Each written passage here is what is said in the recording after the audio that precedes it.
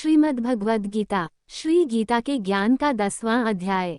मेरे दिव्य विभूति अर्जुन मित्र अपार उनके भीतर मुख जो सुने पांडव सरदार पक्षी गण में गरुड़ मैं पशुओं में हूँ शेर देवों में विष्णु हूँ गिरिन में मैं सुमेर अस्त्रधारियों में हूँ मैं कौशल्या सुतराम बलधारिन में मित्रवर मैं हूँ प्रिय बलराम पांडव गण में पार्थ हूँ यदुवन में घनश्याम मेरी सकल विभूति है बेजा परम ललाम। 10वां अध्याय प्रारंभ। विभूति योग। श्री कृष्ण भगवान ने कहा, हे महाबाहो, और भी मेरे कल्याण कारक वचन सुनो। तुम पर मेरी अत्यंत प्रीति है, अतएव तुम्हारे कल्याण के लिए कहता हूँ। मेरी उत्पत्ति का हाल न तो देवगण जानते हैं और न महर्षि लोग, मैं ही देवों और महर्षियों का आदि कारण हूँ। जो मुझे अजन्मा अनादि और सब लोकों का ईश्वर जानते हैं वे मोह रहित हो सब पापों से छूट जाते हैं। बुद्धि, ज्ञान, असम्मोह, क्षमा, सत्य, दम, शम, दुख, जन्म, मरण, भय और अभय, अहिंसा, समता, संताप, तप, दान, यश, अक्षय इत्यादि जो अनेक प्रकार के भाव हैं वे सब मुझसे उत्पन्न होते हैं। 7 महर्षि और उनके पहले 4 मनु मेरे मन से उत्पन्न हुए। जगत के समस्त प्राणी उनसे उत्पन्न हुए। जो मनुष्य मेरी इस विभूति को भली भांति जानते हैं वे निश्चय बुद्धि योग से सिद्ध होते हैं। इसमें संदेह नहीं, ये जानकर कि मैं ही सबका उत्पत्ति कारण हूँ और मुझसे ही सबकी प्रवृत्ति होती है। विवेकी पुरुष मेरी उपासना करते हैं। वे मुझी में अपने चित्त और प्राणों को लगाकर एक दूसरे को समझते हुए भजन करते सदा संतुष्ट और सुखी रहते हैं। चित्त का समाधान करके प्रीतिपूर्वक भजन करने वालों को मैं ही ऐसा बुद्धि योग देता हूँ जिससे वे मुझे प्राप्त कर लेते हैं। उन पर अनुग्रह करके भी उनकी बुद्धि में स्थित हो देदीप्यमान ज्ञान से अज्ञानमूलक संसारी अंधकार का नाश करता हूँ। अर्जुन ने कहा, आप परमब्रह्म हो, परम धाम हो, परम पवित्र, अचल और दिव्य पुरुष हो, आदि देव हो, अजन्मा हो, सन्यासी हो। तुमको सब ऋषि देवर्षि नारद असित देवल और व्यास भी ऐसा कह गए हैं और स्वयं तुम भी कह रहे हो। हे केशव, जो तुमने मुझसे कहा है सो सब मैं सत्य मानता हूँ। हे भगवान, देवता और दानव इन दोनों ने ही तुम्हारे रूप को नहीं जाना है।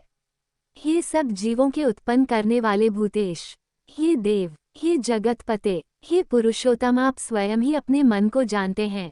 अतएव आप अपनी उन विभूतियों का हाल पूर्णता से वर्णन कीजिए जिनके द्वारा आप इन सब लोकों में व्याप्त हो रहे हैं। हे योगिन, हे भगवान, सदैव आपका चिंतन करता हुआ मैं आपको किस प्रकार से जान सकता हूँ? आपका ध्यान किन 2 भावों से करने योग्य है? हे जनार्दन, कृपया अपनी माया और विभूतियां विस्तार से कहिए। इस अमृत रूप आपकी वाणी को सुनने से मेरा मन तृप्त होता है। श्री भगवान ने कहा, मेरा विस्तार तो अनंत है तो भी मुख्य 2 विभूति को मैं तुम्हें सुनाता हूँ। हे गुणाकेश, समस्त भूतों के अंतःकरण में रहने वाली आत्मा मैं ही हूँ। मैं ही उनका आदि मध्य और अंत हूँ। मैं आदित्यों में विष्णु, प्रकाशकों में अनेक किरणों से भूषित सूर्य, मृदगणों में मरीचि और नक्षत्रों में चंद्र हूँ। मैं वेदों में सामवेद, देवों में इंद्र, इंद्रियों में मन और भूत मात्र में चैतन्य हूँ। मैं रुद्रों में शिव, यक्ष, राक्षसों में कुबेर, 8 वसुओं में अग्नि और पर्वतों में सुमेरु हूँ। हे पार्थ, पुरोहितों में बृहस्पति, सेनापतियों में स्कंद और जलाशयों में समुद्र में ही हूँ। मैं महर्षियों में भृगु, वाणी में एक अक्षर, ओंकार, यज्ञों में जप यज्ञ और स्थावरों में हिमालय हूँ। मैं वृक्षों में पीपल, देवर्षियों में नारद, गंधर्वों में चित्ररथ, सिद्धों में कपिल मुनि, वेदों में अमृत से उत्पन्न उच्चैः श्रवा, गजेंद्रों में ऐरावत और मनुष्यों में राजा हूँ। शस्त्रों में वज्र, गौओं में कामधेनु, प्रजा की उत्पत्ति करने वालों में कामदेव और सर्वों में वासुकी मैं ही हूँ। नागों में शेषनाग हूँ, जलचरों में वरुण, पितरों में अर्यमा और शासन करने वालों में यम मैं ही हूँ। दैत्यों में प्रहलाद, ग्रास करने वालों में काल, मृगों में सिंह और पक्षियों में गरुड़ मैं ही हूँ। शुद्ध करने वालों में वायु, शस्त्रधारियों में राम, मछलियों में मगरमच्छ, नदियों में गंगा मैं ही हूँ। हे अर्जुन, मैं सब प्राणियों का आदि मध्य अंत, विद्याओं में अध्यात्म विद्या और बोलने वालों में वाद विवाद में ही हूँ। अक्षरों में अकार, समासों में द्वंद्व, अक्षय काल और 4 मुख वाला ब्रह्म मैं ही हूँ। सबको हरने वाली, मृत्यु भविष्य में होने वाले पदार्थों की उत्पत्ति, स्त्रियों में कीर्ति, लक्ष्मी, वाणी, स्मृति, मेघा, धृति और क्षमा मैं ही हूँ। सामवेद में वृहत साम, छंदों में गायत्री, मासों में मार्गशीर्ष और ऋतुओं में बसंत मैं ही हूँ।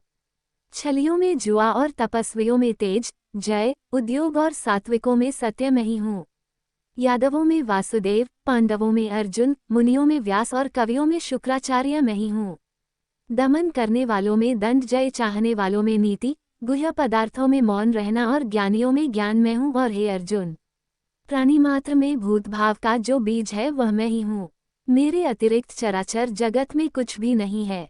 हे परंतप, मेरी दिव्य विभूतियों का अंत नहीं है। यह विभूतियों का विस्तार मैंने संक्षेप में कहा है।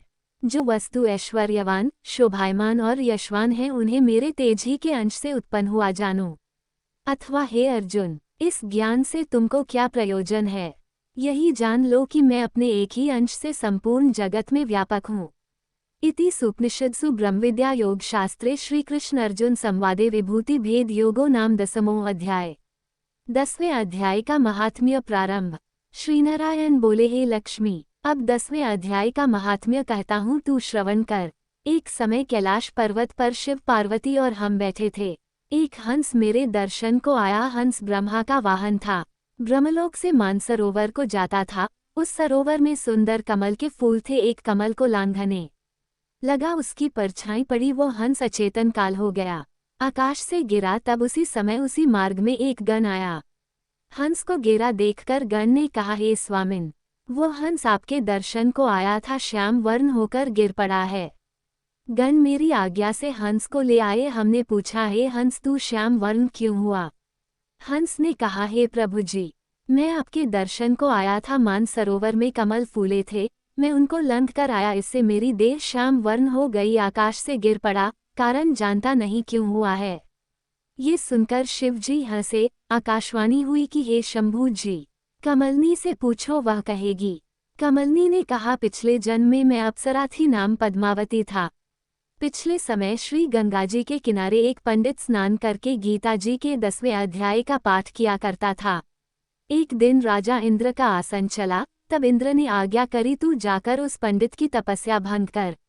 आज्ञा पाकर मैं उस विप्र के पास गई। उस विप्र ने मुझे श्राप दिया, कहा, हे पापिन, तू कमलिनी हो जा। उसी वक्त मैं कमलिनी हुई।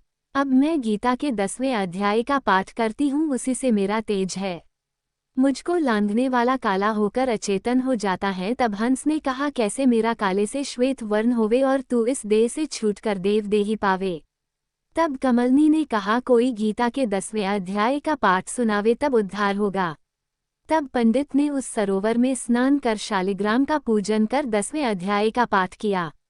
उसे हंस और कमलनी ने सुना। तब उनका उद्धार तत्काल भया। हंस श्वेत हुआ, कमलनी देव कन्या हुई। जय श्री कृष्ण। राधे राधे।